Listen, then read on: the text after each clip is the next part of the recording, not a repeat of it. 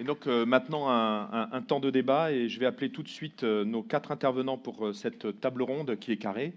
Donc tout de suite Luc Stéphan, directeur d'innovation de Nantes Métropole Habitat, si vous voulez bien nous rejoindre sur scène. Pierre Laurent, responsable du département du développement de la Caisse des dépôts. Voilà, il s'installe. Christelle Rougebief, directrice client territoire du Centre-Ouest GRDF, et Frédéric Massip, directeur prescription nationale du hub Chappé de Dietrich.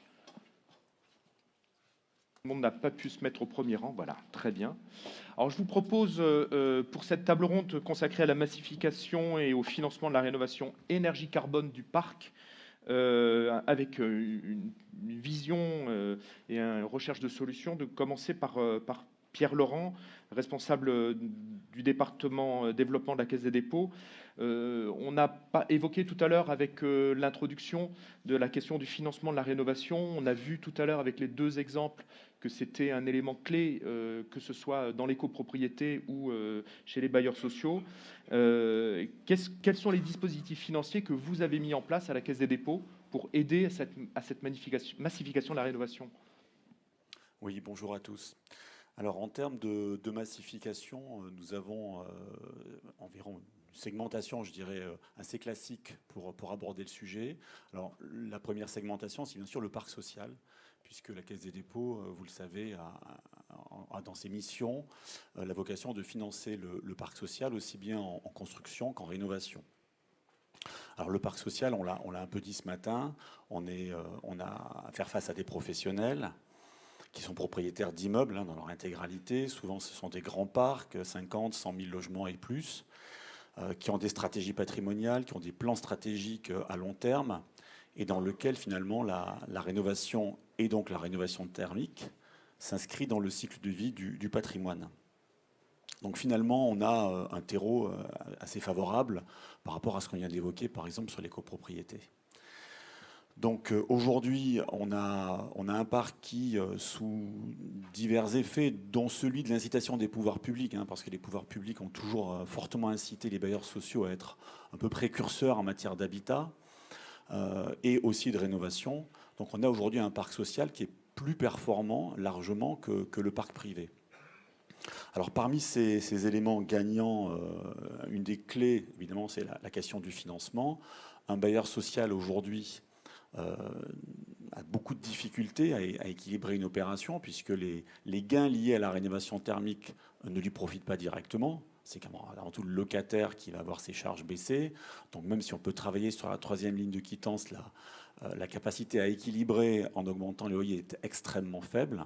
Donc il fallait leur proposer une solution de financement adaptée qui leur permette de mener des travaux avec des ambitions de rénovation énergétique fortes.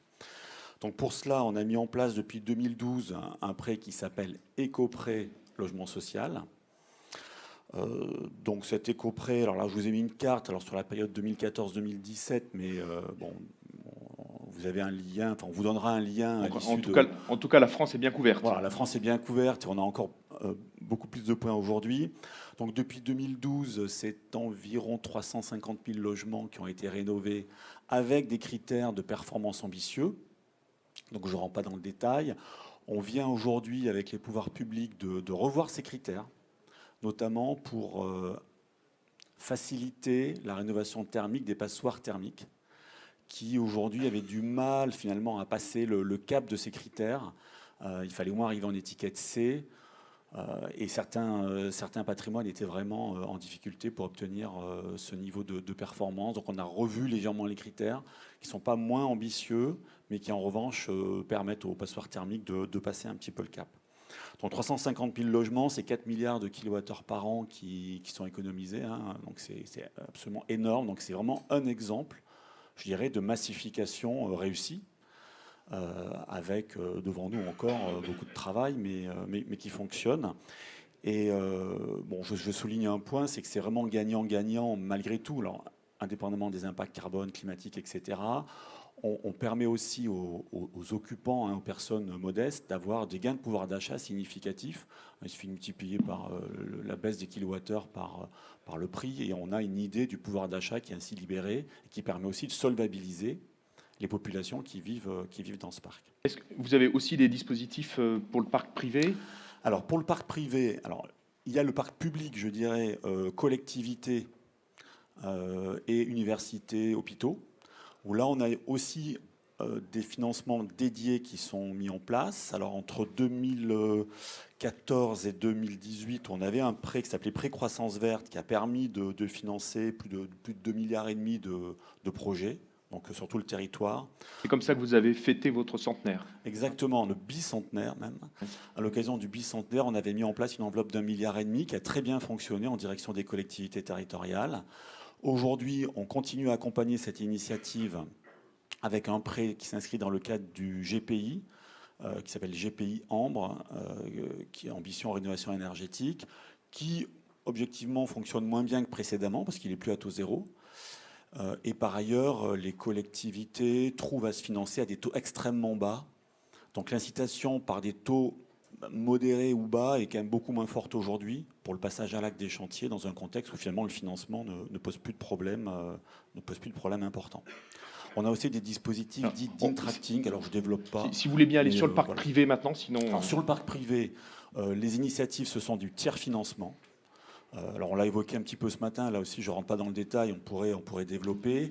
Ces dispositifs de tiers financement aujourd'hui, ils ont peu de volumétrie, donc on n'est pas du tout dans la massification, hein, peu de volumétrie à faire valoir. Donc ça démarre avec des projets comme Octave, comme Arte. On l'a dit, ces dispositifs, ils ont 1 an, 2 ans de durée de vie. Or, il faut 4, 5 ans pour arriver à sortir des opérations, je dirais, assez nombreuses. Donc, on pourra y revenir si vous le souhaitez, mais énormément de difficultés à faire sortir, alors aussi bien sur l'habitat individuel que collectif, des opérations de façon massive. Merci beaucoup. Frédéric Massip, pour Dieu d'Étriche, vous avez la responsabilité du marché d'affaires du neuf et de la rénovation. Alors vous allez peut-être pouvoir nous répondre à la question comment on peut changer rapidement. Là, on vient de voir une carte avec un grand volume, mais on a vu aussi qu'il y a une certaine urgence. Est-ce que, par exemple, le déploiement des CE nous permet de changer de braquet et d'aller assez rapidement? Oui, et en plus, la question, c'était comment on peut changer rapidement en décarbonant. Il y a le côté décarboné. Et j'avais fait une réponse en préparant l'intervention en disant qu'il y avait 2 choses, et c'est de ce 2 niveaux qu'effectivement, Regardez la salle. Je voulais effectivement intervenir. Alors, d'abord, une introduction, alors peut-être une bonne nouvelle. On est fabricant multispécialiste de générateurs. Juste pour vous donner un chiffre, on est aussi fabricant de fuel. Donc j'entendais, il n'y a plus de fuel, etc. Alors la bonne nouvelle, je dirais d'un point de vue effet, c'est qu'on est à moins 70% du chiffre d'affaires sur le fuel. Voilà, donc premier élément. Alors c'est une bonne nouvelle pour le marché, peut-être pas forcément pour nous. Mais l'autre bonne nouvelle, c'est que on a réussi à compenser sur effectivement tout ce qui est autre énergie, la pompe à chaleur et les chaudières. Et donc on a pu recycler la totalité des personnes. Donc l'action qui est menée, et c'est le côté positif, c'est qu'elle permet aussi, en tant qu'industriel, d'avoir une certaine agilité pour pouvoir effectivement s'adapter à ces décisions politiques. Pour ce qui est aussi de l'agilité par rapport à ces rénovations, je confirme aussi, il y a eu 2 témoignages, notamment sur des grosses rénovations. On a, nous, des consultations sur des parcs à remplacer de 1000, de 2000, on a eu un appel d'offres jusqu'à 5000 logements. Donc on voit exploser aujourd'hui les demandes. Et c'est vrai qu'il y a une aide qui est ce que sont les certificats d'économie d'énergie. Alors je parle que de chaudière, je ne vais m'attacher que sur cette partie-là, mais si on ne parle que de la chaudière murale dans le logement, aujourd'hui, entre le matériel, le coût du matériel et l'installation, ça peut revenir à 0 € pour le bailleur. Il faut en prendre conscience. Ça fait effectivement des éléments on se prépare. C'est de dire que ça coûte 0 €. Ça nous demande aussi, nous, une certaine justification de préparation, de dossier de montage. Mais c'est des choses qui se font aujourd'hui. Donc l'accélération, l'autre bonne nouvelle, je regarde Alain parce qu'effectivement, c'est aussi... Alain Mogard. Alain Mogard, pardon. C'est déjà en route. C'est prévu sur le dernier quadrimestre et toute l'année 2020 sur ces gros appels d'offres. Voilà. Et alors, vous le disiez au tout début, comment on fait pour faire une rénovation énergie carbone? Ouais. Est-ce que vous avez des solutions sur ce sujet-là? Alors, ça, c'était à court terme. Ça va changer le parc dans un temps, je pense, d'ici 2 ans, 2 ans et demi. On va voir la réduction la moyenne de vie d'un générateur. En parallèle, et je vais vous donner un élément projectif, là, nous venons de sortir notre première chaudière à hydrogène. Donc là, on est issu d'un groupe hollandais. Ils ont une problématique de gaz, hein, puisque leur source s'épuise. Eh bien, donc on a effectivement nos premières chaudières hydrogène qui fonctionnent, soit 100% hydrogène, et c'est le cas en Hollande, soit avec une part d'hydrogène dans les réseaux gaziers. Et ça, c'est aussi un élément qui est rassurant pour le 2050, puisqu'on parle bien aussi de projection d'ici 2050, où on se prépare effectivement à ces changements. Et c'est le lien que je vais faire aussi avec ce qu'on avait préparé ensemble, c'est que la vitesse et la précipitation, il faut en prendre soin. C'est-à-dire que... vous disiez même le carbone rapidement, c'est un peu incompatible. Disons qu'en fait, si on va dans l'accélération, donc on va profiter des aides à zéro, etc. Et ça va accélérer, c'est ce qu'on veut. Très bien, il y aura la chaudière à condensation à la place de la chaudière à basse température. Ce sera le remplacement du parc fuel avec de la pompe à chaleur ou des gaz efficients. Inversement, on fonctionne depuis le deuxième choc pétrolier par des effets de pic. pic. Le gaz a été porté, puis l'élec revient. Et nous, en tant qu'industriels, on voit effectivement ces trains de rénovation et ces parcs en fait, qui suivent ces trains. Et je pense qu'une des solutions serait de se dire raisonnons multi-énergie et préparons-nous à travailler sur la multi-énergie. De se dire qu'un bâtiment aujourd'hui rénové, il doit accepter ce qui est aujourd'hui porté, l'énergie classique, le gaz ou l'électricité, mais aussi des énergies solaires, des énergies qu'on ne connaît peut-être pas encore, telles que l'hydrogène ou des choses qu'on va découvrir. Donc mon propos est de dire que, et je m'adresse là au bureau d'études et également au maître d'ouvrage, c'est que la résonance de la rénovation décarbonée, c'est aussi de se dire comment je fais et j'intègre ma capacité d'adapter mon bâtiment à, je dirais, des solutions qui n'existent pas encore. Et pour moi, en tous les cas, d'un point de vue industriel, le vecteur eau, en tous les cas, se dire que j'ai un transporteur de calories, eh bien, il doit être effectivement le trait commun de ces rénovations énergétiques. Merci beaucoup. Je vais demander maintenant à Christelle Rougebief, vous êtes directrice client territoire à Centre-Ouest de GRDF. Quelle réponse vous donnez à cette volonté qui est affichée à cette table ronde de rénovation énergie-carbone? Alors, je vais avoir des propos assez proches de mon voisin parce que à GRDF, alors GRDF c'est le distributeur, mais vous le connaissez tous, de gaz naturel dans les communes. On est un acteur qui est concessionnaire des collectivités locales. Hein, les réseaux que nous gérons, dans lesquels nous investissons et que nous gérons ne sont pas notre propriété, c'est celui des communes.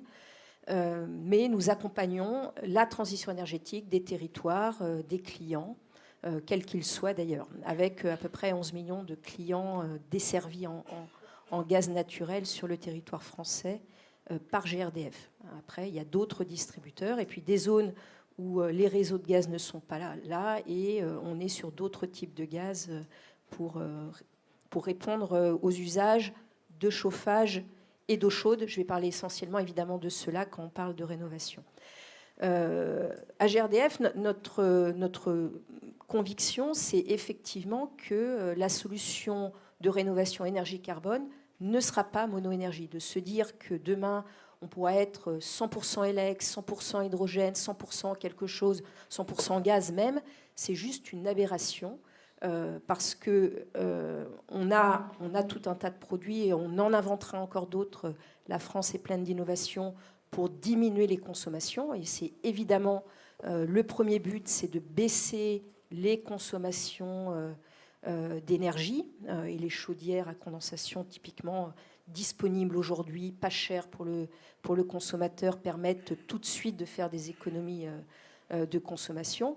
En revanche, pour aller sur une transformation en carbone, une des clés sera d'utiliser les énergies renouvelables, les énergies locales également, pour effectivement avoir un cycle carbone le plus vertueux possible. Et quelle est la place donc du gaz de ville dans ce schéma-là? Alors le gaz de ville, alors qui n'est plus un gaz de ville, hein, il a toute sa place, je dirais, parce qu'aujourd'hui c'est un gaz qui devient renouvelable, même si très clairement hein, on est à moins de 1% à date d'aujourd'hui de gaz renouvelable dans les réseaux. On a en France un potentiel énorme de rendre ce gaz bio et de substituer au gaz qui est aujourd'hui importé de multiples pays en Europe et Afrique et un peu États-Unis, par du gaz produit localement à partir de déchets. Donc on a un cycle carbone qui devient très vertueux et qui permettra drastiquement de réduire le cycle carbone de l'énergie. Vous disiez 1% aujourd'hui, Alors 1% aujourd'hui, on a des ambitions très fortes en France, hein, c'est d'être à 30% en 2030. Et pour vous donner une idée de la dynamique qui est en train d'être lancée, je refaisais le point ce matin parce que les chiffres changent tous les jours. Aujourd'hui, jeudi, nous avons en projet sur tout le territoire français plus de 900 projets de méthanisation, qui est la première génération de production de gaz vert, pour à peu près 15 TWh. Donc ces projets, globalement, ils seront mis en service et donc produiront du gaz renouvelable d'ici, on va dire, entre 2022 et 2025 en fonction de la durée des projets. Donc c'est déjà 15 TWh aujourd'hui. Et on est très confiant pour atteindre les 30% en 2030. Et ensuite, on a d'autres technologies qui sont en train d'être éprouvées, qui sont présentes dans des démonstrateurs pour aller un cran plus loin. Alors, soit avec des gaz verts au sens méthane, on produit du méthane comme le méthane d'aujourd'hui qui circule dans les réseaux, soit des technologies qui nous permettront de choisir entre le gaz naturel, enfin entre le méthane et l'hydrogène. Puisque, évidemment, tout le monde rêve un jour de pouvoir être dans une France 100% hydrogène, qui aurait le mérite de résoudre à la fois le sujet carbone, si on sait produire de l'hydrogène vert. Hein, aujourd'hui, l'hydrogène d'aujourd'hui est malheureusement fossile. Donc il s'agit bien de produire de l'hydrogène vert et d'avoir toute la gamme des usages de l'hydrogène, autant qu'on a les usages des autres, du gaz naturel. L'intérêt de ces énergies, que ce soit le gaz naturel et l'hydrogène, c'est que ce sont des énergies stockables, y compris quand dans leur forme renouvelable, elles sont stockables et elles sont non intermittentes. Elles ne dépendent pas du soleil, du vent, tout ça. On peut les produire toute l'année en permanence et les stocker. Or, en France, on a besoin de plus d'énergie en hiver qu'en été. Même avec le réchauffement climatique, durablement, on aura sans doute besoin d'un peu plus d'énergie l'hiver que l'été pour se chauffer. Merci. Alors, je vais demander maintenant à Luc Stéphan pour Nantes Métropole Habitat. On a parlé tout à l'heure de massification de la rénovation avec un schéma assez particulier tout à l'heure, par exemple, avec votre collègue de l'Anjou. Vous, comment vous vous y prenez sur la rénovation et la massification de la rénovation ? Alors, c'est vrai qu'on a un parc qui est totalement différent de celui de Maine-et-Loire Habitat, puisque nous, on a un parc de 25 000 logements qui est à 99% sur la ville de Nantes. Et donc, un parc qui est du collectif, des tours, des bars et hérité des années 70. Mais on a deux autres particularités aussi, c'est qu'on a aujourd'hui 13 000 et bientôt 17 000 logements raccordés au réseau de chaleur métropolitain.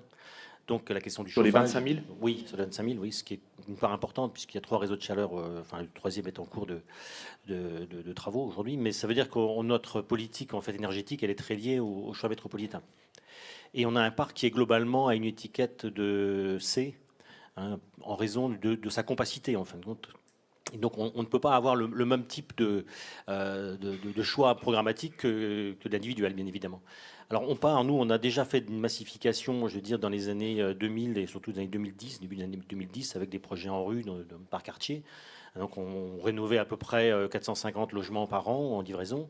Et là, on passe à la vitesse supérieure à partir de l'année prochaine avec un 4500 logements sur les 4 ans à venir, puisque les conventions en rue ont été signées. Et donc on démarre des projets sur les quartiers de Bellevue, de la Bautière et de Nantes-Nord, qui est le plus grand quartier d'habitat social de Nantes. Donc ça veut dire que la massification, on l'a fait en fait avec des choix qui sont à la fois énergétiques, mais aussi choix de confort pour les locataires. Parce que on a beau dire que le maître d'ouvrage bailleur social est seul décideur, chaque programme est voté par les locataires.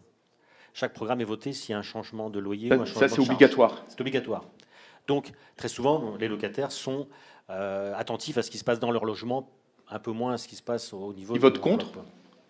Ah, s'ils votent contre, ça ne se fait pas. Ou alors on change de programme. On présente c'est arrivé une fois, sur de l'individuel en plus, donc c'était très très marginal. Donc ce qui se passe, c'est que on a aussi, et c'est une autre particularité spécifique à Nantes, on a aussi aujourd'hui 17 000 logements qui sont en mutualisés au niveau des charges de chauffage. Ça veut dire que les locataires ne payent pas en fonction de ce qu'ils consomment, mais en fonction de leur mètre carré. En fait, c'est hérité de l'histoire, parce qu'on avait des cogénérations avant. C'est aussi la typologie du parc qui a été fait. Donc, ce qui veut dire que finalement, les gains liés à la rénovation sont dilués en fait sur des 7 000 logements. Donc, ça donne un effet de levier par rapport aux locataires qui est un peu moindre. Par contre, c'est très intéressant pour lutter contre la précarité énergétique, parce que tout le monde est logé à la même enseigne. En fait. Vous parlez d'énergie, réseau de chaleur, mais vous avez aussi des ambitions sur les ENR. Alors oui, pour l'instant, on a un certain nombre de projets ENR. Alors il y a le photovoltaïque, on vient de faire une étude toute récente où on a près de 300 sites qui pourraient accueillir des panneaux photovoltaïques, donc en toiture. On se lance dans une opération d'autoconsommation collective sur un quartier également. On a testé aussi des chaudières numériques, en fait, tout près d'ici d'ailleurs, donc qui permettent d'ailleurs d'économiser également sur le refroidissement des data centers, donc qui peuvent maintenant prendre la place dans les chaufferies, puisqu'on a enlevé certaines chaudières pour être raccordées au réseau, donc ça laisse de la place pour mettre des énergies renouvelables. Voilà, on a un certain nombre de sujets de ce type. On a un peu de géothermie aussi à Nantes, ça se sait pas, mais on a deux sites en géothermie. Voilà, donc ça veut dire qu'en effet, je rejoins ce qu'ont dit tout à l'heure les deux prédécesseurs, on va avoir un mix énergétique qu'on va devoir gérer, anticiper. Et ça, c'est une nouveauté aussi pour les équipes, parce qu'il faut aussi mettre tout le monde dans le coup pour arriver à passer à ces projets qui sont encore aujourd'hui au stade de démonstrateur ou d'innovation. Merci. Alors, on a un peu de temps pour quelques questions avec vous et pour nos interlocuteurs. Donc, est-ce qu'il y a des questions dans la salle ?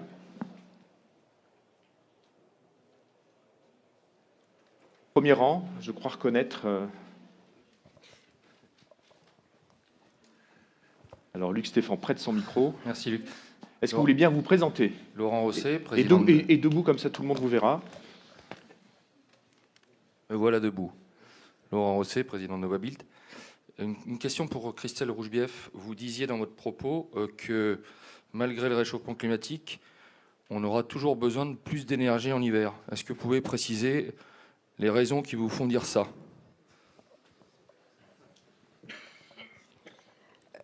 Ce qui me fait dire ça, c'est qu'on est malgré tout toujours sur, enfin, en tout cas dans les projections qui ne sont pas celles de GRDF, mais celles des scientifiques, on reste dans un pays qui a un hiver et un été, donc des besoins de chauffage, et même avec la rénovation et les nouveaux programmes qui permettent une isolation des bâtiments, aujourd'hui les estimations portent que l'écart été-hiver des consommations énergétiques, toute énergie confondue, pour les usages chauffage, aujourd'hui on est sur un écart de 1 à 4 entre les mois les plus froids d'hiver et les consommations les plus faibles d'été.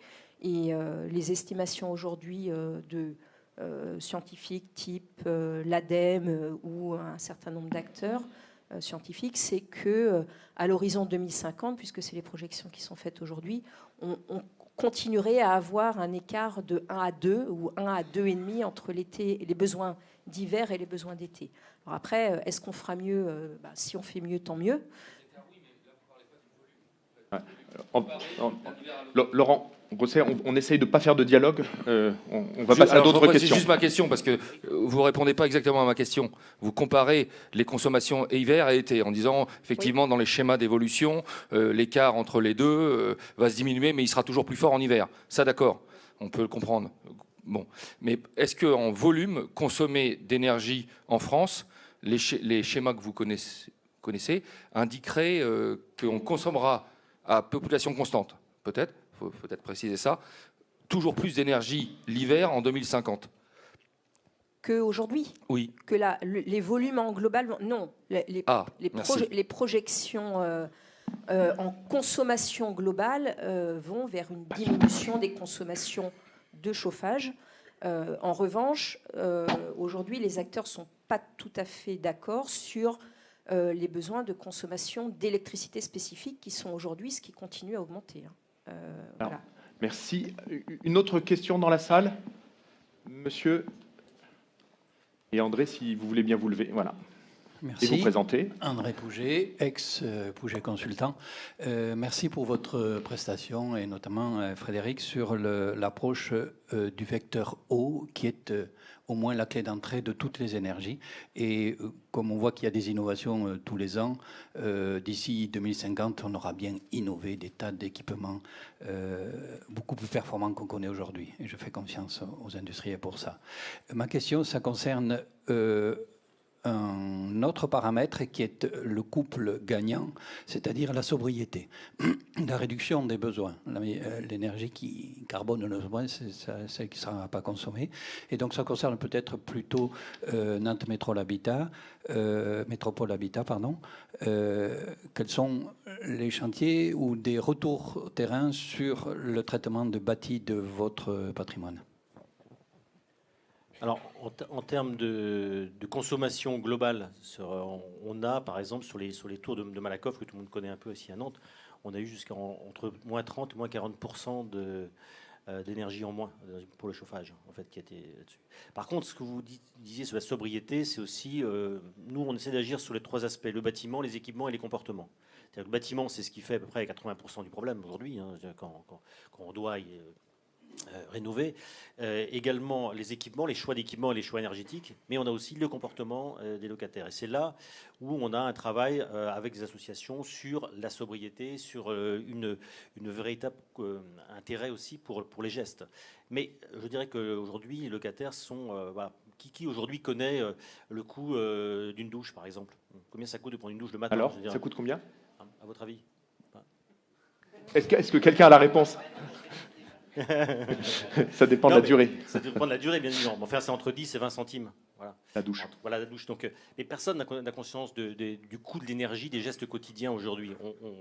Quand vous allez faire le plein à la pompe, vous voyez tout de suite s'afficher le coût de vos carburants, pas sur l'électricité. Une autre télévision, personne ne sait combien ça coûte aussi. Donc, voilà, donc c'est tout ça qu'il faut arriver à rentrer dans sa sensibilisation. Et c'est pas du tout évident parce que on ne peut pas partir de la facture qui est très difficile à comprendre, mais c'est un vrai sujet. Je crois que c'est la question de la sobriété, la question de la connaissance en fait du coût de l'énergie. Une dernière question, ici au premier rang. Bonjour, Renaud Bonnel, Vinci Construction. Une question pour Pierre Laurent. Les rénovations énergétiques et les financements de rénovation énergétique se font bien, et on l'a vu sur la table ronde précédente, dans le secteur public et parapublic, mais on sait qu'il manque d'outils financiers aujourd'hui pour entamer, on a parlé des copropriétés, mais les rénovations énergétiques sur le patrimoine privé individuel. Quelles seraient vos solutions, ou qu'est-ce qu'il y a en discussion à la Caisse des dépôts pour ouvrir ce champ-là qui, on le sait, est un vaste champ de travaux à engager? Alors là, c'est un sujet effectivement qui mériterait beaucoup de développement, donc je ne vais pas forcément y rentrer maintenant parce que ça serait vraiment long. C'est un sujet qui est vraiment compliqué. Moi, les quelques éléments que j'aurais à proposer, déjà, c'est que le financement n'est pas le seul frein à la massification des chantiers dans le parc privé. Aujourd'hui, on l'a vu, hein, énormément d'aides publiques qui sont proposées. Si vous prenez la brochure de l'ADEME, il y en a 43 pages. Et encore, elle ne détaille pas les aides locales, qui elles aussi sont extrêmement abondantes. Donc mobiliser l'ensemble de ces aides et même avoir une simple idée de combien elles représentent pour un particulier, c'est très difficile. elles sont très souvent en évolution permanente, donc là aussi compliqué de faire des prévisions lorsqu'un programme ou un projet dure plusieurs années. Donc là, il y a déjà un travail de simplification de parcours client à améliorer, ne serait-ce que pour qu'un individu ait un point d'entrée unique et puisse savoir à peu près, et en tout cas rapidement, de combien il pourrait bénéficier d'aide. Quand on a préparé la table ronde, vous disiez même, à partir de votre exemple, de ce que vous vivez auprès des bailleurs sociaux, vous disiez, avec les bailleurs sociaux, on est capable très rapidement de donner un montant d'aide, de prêt, alors que dans le privé, personne n'est capable de répondre à la question combien on va avoir de...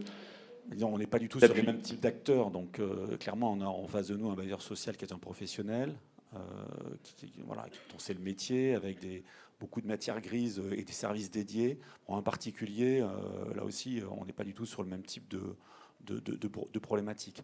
Donc en termes de financement, très clairement, nous, Caisse des dépôts, on ne pourra pas mettre en place une offre de financement à la personne physique. Renaud Bonnel est déçu, je vois son visage. Peut-être d'autres personnes dans la salle aussi. Mais...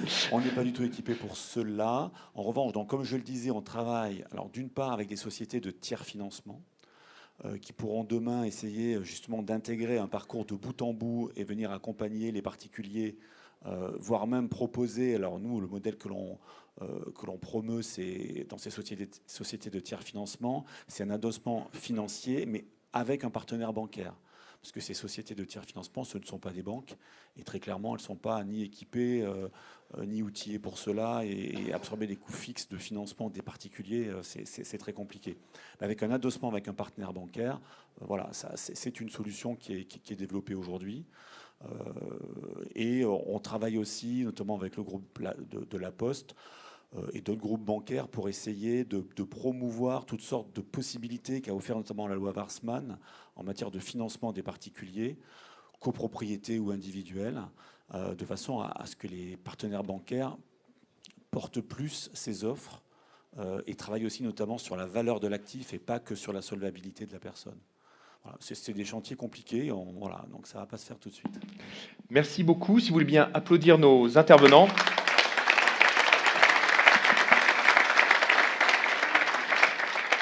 Alors, on a terminé cette première séquence. On a une deuxième séquence de la matinée, donc toujours sur la rénovation, à partir de 11h35 dans cette salle. Et maintenant, vous pouvez profiter de vos échanges avec les exposants qui vous attendent.